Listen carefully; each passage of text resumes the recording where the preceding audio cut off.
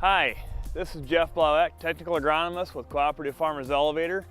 And on this week's Field Friday segment, I thought we can look at this corn stand here. We've got some corn out of the ground finally.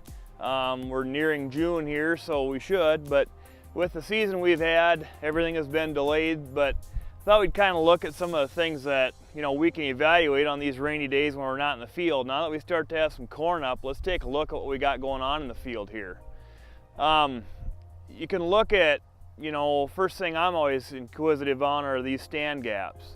You can look at this stand here and you can kind of tell there's a couple of seedlings on each side, and then in the center there's one missing. So what happened there?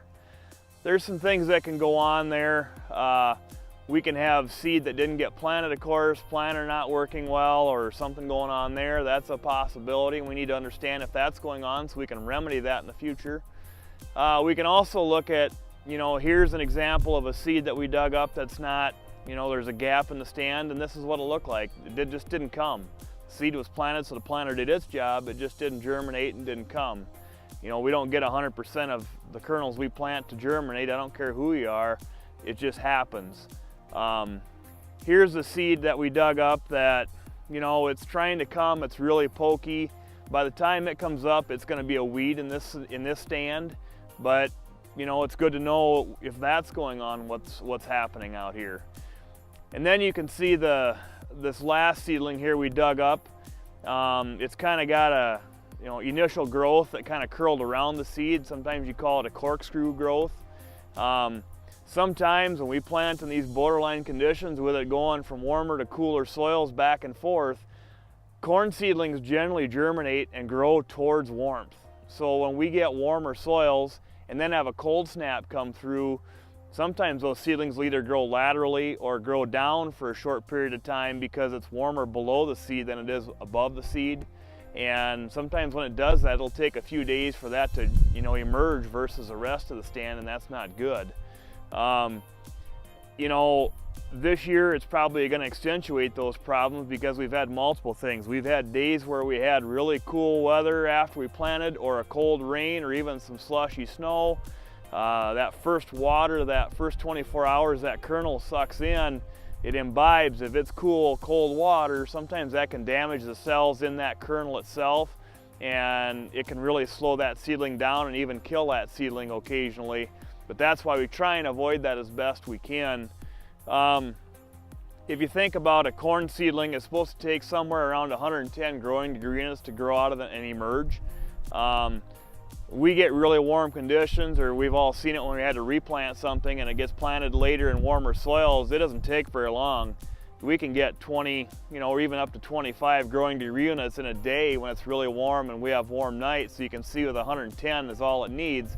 Sometimes it can be out of the ground in 5 days, but the other is true also. When we have weather like we've had, we may only get from 0 to 5 growing degree units accumulating in some of these days where we have these cool cloudy days, highs that are only in the low 50s. And if it's really slow developing anyway, and then it has any of these problems, you can see it may take several days longer for a seedling to emerge versus its neighboring plants. And so stand uniformity is important for yield, and we want to try and figure out why that's going on, if there's anything we can do about it. A lot of seed companies have hybrid evaluations. They may have an emergence score and a seedling vigor score.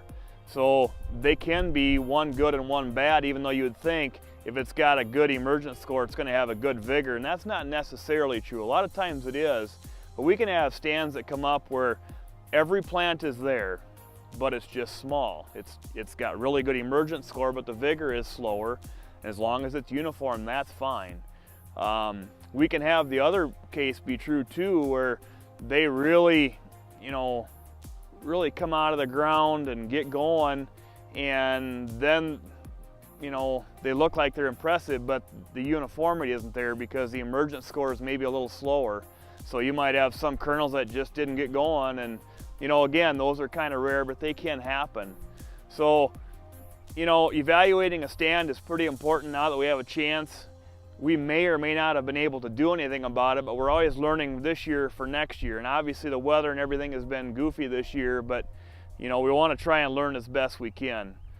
Sometimes it's just hybrid differences. Here's a stand where if you look at these two hybrids, you can see what the difference looks like and how they look in the field right now.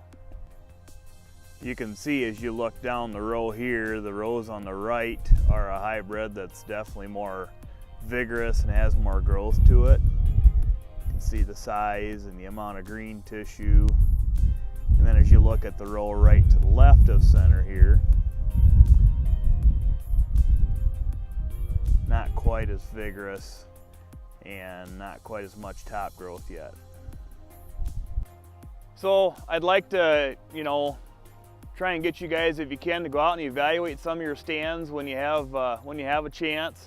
Hopefully we have a decent stand to look at for you in your fields. That's obviously what we're all shooting for, but now's the time to look at it and see what's going on. Well, with that, that's this week's Field Friday segment, and we'll see you next week.